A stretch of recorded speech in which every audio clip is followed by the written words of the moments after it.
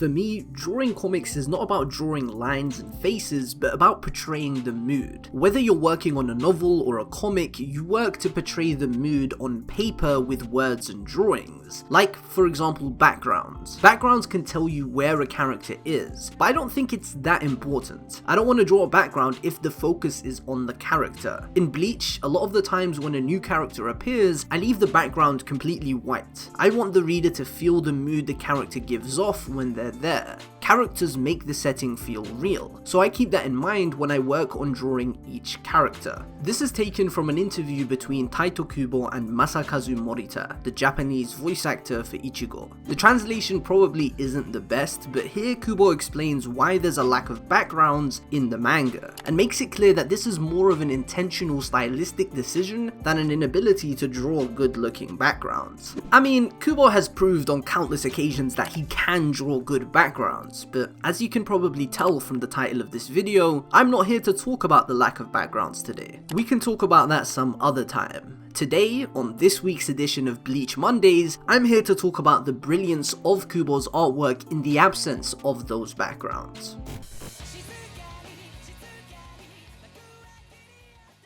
Why even is manga drawn in black and white? There's a bunch of different opinions on this, but the main one seems to be that during World War II, manga artists chose to draw in black and white for the sake of time and money. This would allow artists to release issues for a much cheaper price and at a quicker pace, and this tradition seems to have carried on into the 21st century, where the majority of manga are still drawn in black and white. There are both positives and negatives to drawing a comic book using only black and white shades. Limiting manga artists to this very simple palette amplifies creativity. They have to use varying line thickness and darker or lighter shades to communicate meaning, as opposed to comic artists who use rainbow colored palettes, which is far less limiting and allows them to bring their vision to life through various different colors.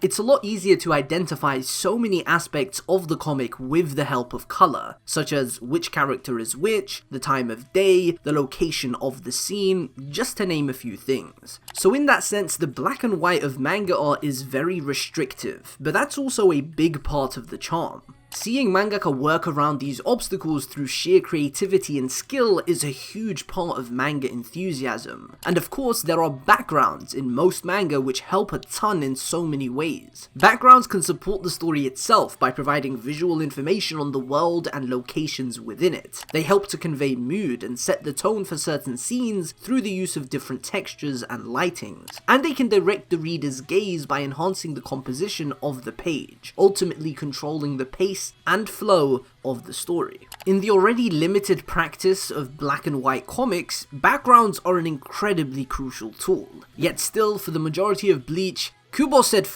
backgrounds, which is something he gets a lot of criticism for. But in my honest opinion, this was the perfect decision for the kind of story Bleach is, especially artistically. Kubo's visual style can be considered minimalistic, which essentially means he uses simple lines, has a slender use of shading, and a strong focus on the essentials. This is often considered a reductionist approach to artwork, where the artist removes all extraneous details and focuses on the essential.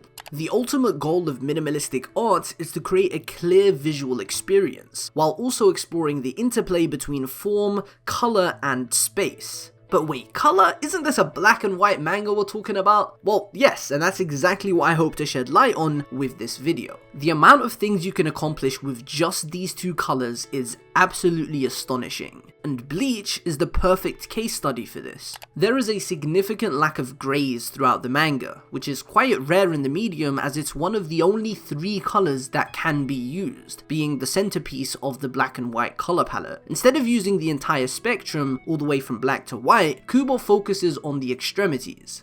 He uses hard black and hard white to create contrasts that are honestly the defining aspect of his style. One way he uses heavy black lines is to define the characters and different objects, which creates depth in the pages. And one way he uses blank white space is to create a sense of emptiness and develop a calm mood within the scene. By skillfully balancing the use of black and white, Kubo creates these super dynamic and visually stunning compositions that engage the reader and enhance the flow of the read. He uses varying thicknesses with his line work, going more and more thick in battles and even using brushstrokes to accentuate the intensity of a scene. He places heavy black lines in areas where he wants the reader to focus, whilst leaving other areas empty to create a sense of negative space. This directs the reader's eye through the pages and controls the flow of the story. To me, the most interesting part of this interplay between black and white is the narrative relevance of those two colours. The entire reason the story of Bleach even came to be was because Kubo had a desire to draw a story about Shinigami who wore black kimonos. The first title he came up with for this story was Black, but as he explained in an interview, he felt that this was too simple of a title, as was the inverse, White. So Kubo changed the name to Bleach, referring to how he bleached the black kimonos of Shinigami, and because the name would make readers think of the color white, which complements the black kimonos. This was only the beginning of how Kubo would go on to use black and white to visually distinguish aspects and characters of the story.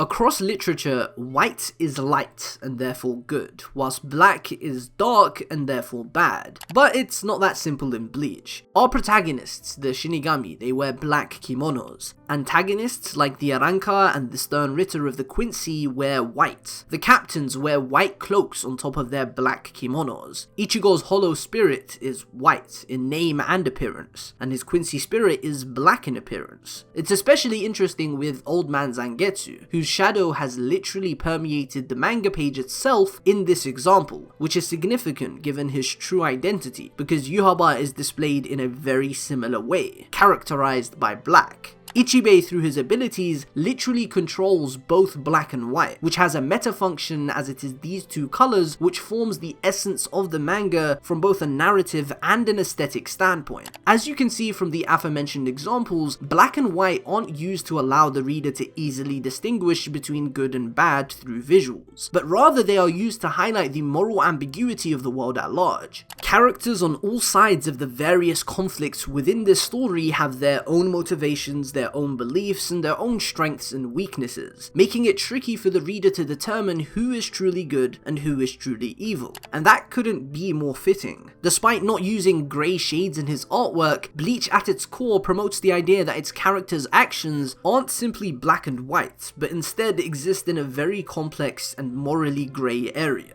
Ichigo has killed people. He tends to act impulsively and makes decisions based on his emotions rather than reason. The Shinigami were originally the bad guys at the start of the story, and in the past they literally massacred the Quincy in a quote-unquote extermination. Villains like Urukyora came to know love and found purpose. Stark was a pretty good guy, all things considered. Yuhaba literally wanted to create a utopia with no death. The simple black and white aesthetic serves to complement this morally ambiguous world in a truly remarkable way. And above all that, it just looks fucking gorgeous. I mean, take a look at these pages. You cannot tell me this isn't beautiful. Kubo found the perfect balance between visually appealing and narratively appropriate, whilst intentionally choosing an incredibly limited approach to manga artwork. I hope this video was not just enjoyable for you guys, but informative for the people who weren't already aware of how Kubo manipulates black and white in his manga. With that being said, leave a like if you enjoyed, drop a comment on what you would like to see next time on Bleach Mondays, and thank you very much for watching.